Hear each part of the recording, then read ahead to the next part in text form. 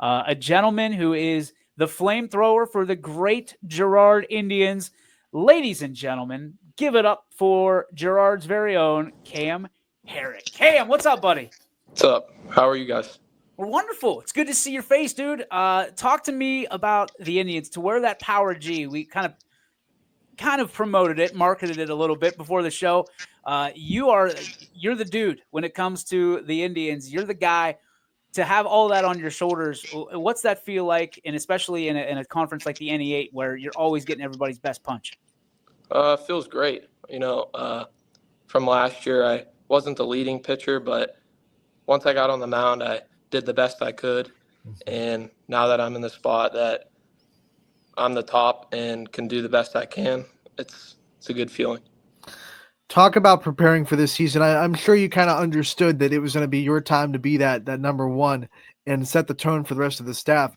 What were some of the things that you kind of did mentally to prepare yourself for being able to take that role? Definitely working the off season, getting better, working out, commanding my pitches, working on pitches that maybe I didn't know from last year, such as a slider, readjusting the grip on it. Yeah, that's about it. You're talking about, adjusting your pitches. Everybody talks about velo. It's just about, a lot of times when you're coming up through the ranks, it's how hard does this kid throw? For you, when did you realize it wasn't necessarily about, we talk about how fast you can throw, but when did you realize that it's more about what you throw and not necessarily how fast you throw? I would say, a couple of years ago, I wasn't throwing the hardest, but I definitely got pitchers with my off speed. And then once I, got older, I started working harder and started throwing the ball faster. But I definitely feel like my off speed's definitely better than my fastball because I definitely catch the hitters off guard. So do you use the off speed to set up your fastball or vice versa? Yeah, I'll do that sometimes, or I'll use the fastball to set up, I'll throw it inside and then I'll get them with the sweeper outside, swing and miss. What do you think has been the hardest pitch for you to develop over your course of pitching? What was the hardest one to kind of get a grasp of? I'd say definitely my changeup. I've been working on it for a while now, readjusting the grips, trying to find a new grip for it. But so what do you have? I've definitely been getting. This guy? Okay. Yeah. So it's the same arm action. It's just you can't throw it nearly as hard. What kind of movement? What were you trying to get out of it? Movement or just slowing things down? Just mechanics, just slowing it down. Now I'm actually throwing a little harder, and I'm getting that movement from in down, getting a lot of hitters swing and miss on it. We talked about the NE8. You guys are in one of the best baseball conferences I think there are in this region. For you to continue to rise up this program to be able to give GIRARD a chance. What has the leadership been like for you from a standpoint of growing into that leadership and finding your voice in that clubhouse? Yeah, definitely. Ever since I was younger, I'd looked up to the seniors, and once I got older, I wanted, the younger classmen to look up to me as a leader. And I feel like now that I'm in the position that the underclassmen can look at me as a leader, that feels great. We all know that stereotype about pitchers that they're a rare breed and they have that, the weird mindset, everything's particular. Do you lean into that stereotype, or do you think you're one of the pitchers that doesn't really fit that mold? I would say I was in that stereotype. Yeah, I would say so. What are some things that you're super particular about that you keep to a routine in? Definitely. That's a hard one, actually.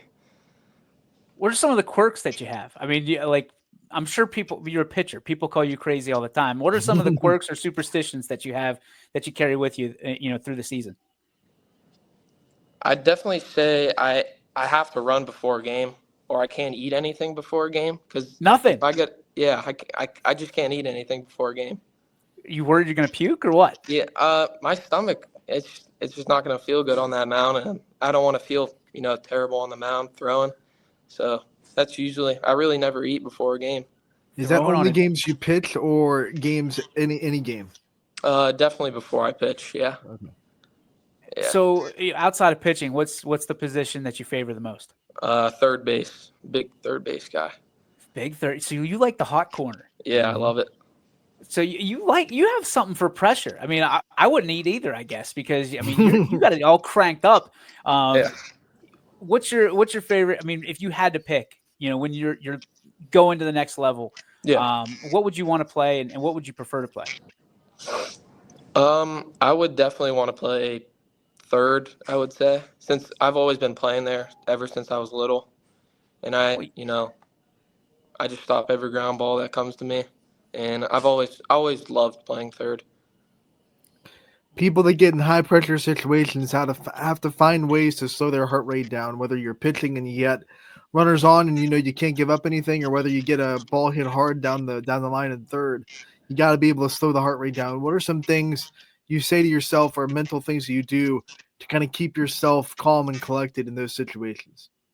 Yeah, before every pitch, I talk to myself pre-pitch, make sure that my glove's down when the ball comes.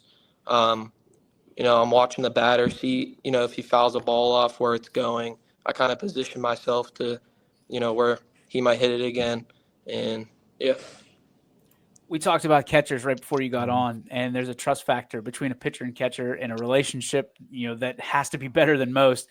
When you're talking to the catcher, he's trotting out, maybe to save you, or to break things up a little bit, chop things up. What are you hoping he's saying? What do they actually end up saying to you on the mound?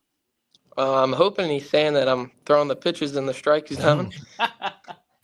What he says to me is, maybe I'm not finishing, or maybe I'm not hitting the spots sometimes. Maybe I got the, if he calls a strut or a fastball, I might have missed it. Threw a curveball, he wasn't expecting it. But yeah. Does he ever go out there and crack it up, like tell some jokes or something like that? No dad jokes out there? Yeah, he does sometimes. Love it. Talk about that. We were also talking about the strategy of catching and pitching. How much do you guys kind of talk before a game about, the hitters you're going to face, and obviously in the inning 8, you're probably familiar with a lot of them, how you're going to attack them, the game plan. How much do you guys really strategize your pitch selections? Yeah. So before every game, I usually talk to them about like who we're facing, if there's any big hitters on the team. And then I'll go through, when we play catch and I throw my bullpen, I'll see what's working, what pitches aren't working. And yeah. All right. A little precursor there. For you, GIRARD's a special place for everybody, but for you especially, I'm sure it's an honor to wear that Power G out there, to represent the Indians, on the ball field and whatever surface you happen to be on that particular day. Why is GIRARD so special to you? I've always lived here for my whole life, pretty much. And I knew that going to the school was going to be a good decision. And once I got into high school, I mean, all the coaches I've had have pushed me to become the best I can. And I just love them all. And this is definitely a spot that I'm glad I came to. Who are some people that you think you've relied on a lot during your career? I'm sure there have been tough times. There's had to have been some adversity through your career. Who are some people that you've relied on to get you through those times? I would definitely say my aunt. She has pushed me. Like in the summer 2 years ago, I broke my growth plate. I couldn't play baseball, and I was just sad, and I really didn't want to do anything. But she really pushed me to go to the gym every day, play catch every day, to work my strength up. And yeah, and another one is my dad. He's always pushed me since I was younger. He's always played catch with me out in the front. Really, he wanted me to love the game, and ever since then, I've definitely fell in love with the game. GIRARD's obviously got a great school system as well, and you're walking those halls. Who are some of those teachers that have helped you kind of clear the path for who you've become today? I would say Mr. Johnson. He's always been there for me. He's a great teacher. My basketball coach, Coach Hannon, he's always pushed me to become, the best I can. And I'd say my baseball coach, my head coach, Coach Algiers, he's he's always loved me ever since I was a freshman. He knew I had some good talent, and he's really pushed me as well. While we're talking about teachers, what teacher in the school system gives the hardest test, you think? Ooh, That's a big one. that is a big one. I'd say Mr. Johnson. Yeah, he definitely gives the biggest ones. What's one thing you want to accomplish before you turn things in for Girard? I'd probably just becoming, friends with the whole baseball team and, trying to get my name out there for Girard and keep it in Girard. What are some things that you've already accomplished, whether it be on the field, in the school, whatever it may be, that you're really proud of yourself for being able to already do? I would say playing baseball as a freshman on varsity. I feel like Special. I've definitely worked hard for that situation. And once I got up to that situation, I, knew that I could be the best and, play on until my senior year. Cam, we're super proud of you, man. We're so happy that you were able to take some time and talk to us today. We know you got to get back to class, but we certainly appreciate your time and love watching you play, man. Good luck the rest of the year, and we hope to see you at the YSN All-Star Game, brother. Thank you. You got it. Ladies and gentlemen.